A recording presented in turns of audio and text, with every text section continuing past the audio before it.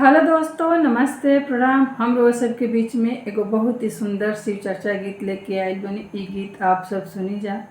अगर हमार गीत आप सबके पसंद आवता तो लाइक कमेंट शेयर जरूर करब जा। ये गीत के आप सब फुल आवाज करके सुनब जा तो बहुत अच्छा लगी।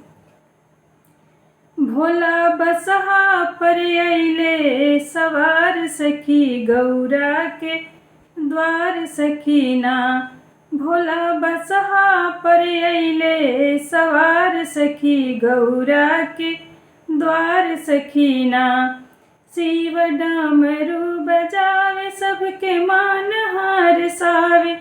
शिव डमरू बजावे सबके मान हार सावे। उनके सांपवा छोड़ेला फुफुकार सखी गौरा के द्वार सखीना।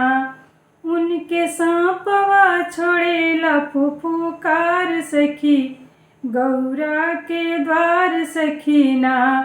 भोला बसहा पर अइले सवार सखी गौरा के द्वार सखीना।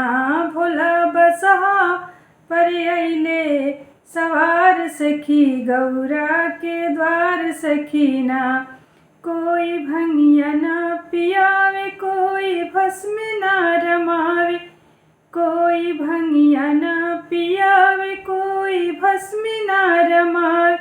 शिव डमरू बजावे अपने हाथ सखी गौरा के द्वार सखीना। शिव डमरू बजावे अपने हाथ सखी गौरा के द्वार सखीना। शिव बसहा पर अइले सवार सखी गौरा के द्वार सखीना।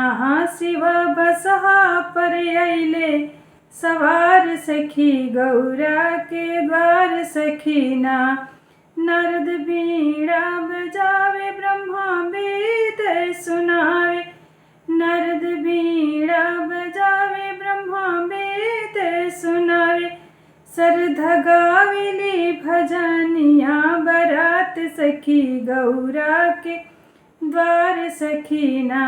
सरधा गावेली भजनिया बरात सखी गौरा के द्वार सखीना।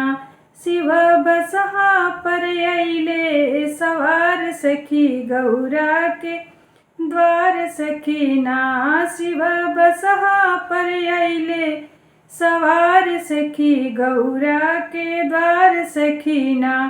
कोई एक मुख वाला, कोई दोई मुख वाला। कोई एक मुख वाला, कोई दोई मुख वाला। अइले चार मुख वाला शिव के साथ सखी गौरा के द्वार सखीना। अइले चार मुख वाला शिव के साथ सखी गौरा के द्वार सखीना। शिव बसहा पर अइले सवार सखी गौरा के द्वार सखीना। शिव बसहा पर अइले सवार सखी गौरा के द्वार सखीना। विष्णु अइले बारात संग लक्ष्मी जी के साथ। हिमाचल पाँव पूजले शिव जी के अपने हाथ सखी गौरा के द्वार सखीना। विष्णु अइले बारात संग लक्ष्मी जी के साथ।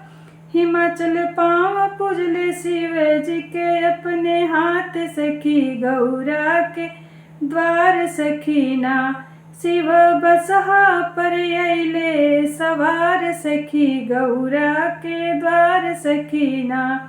शिव बसहा पर अइले सवार सखी गौरा के द्वार सखीना। हर हर महादेव।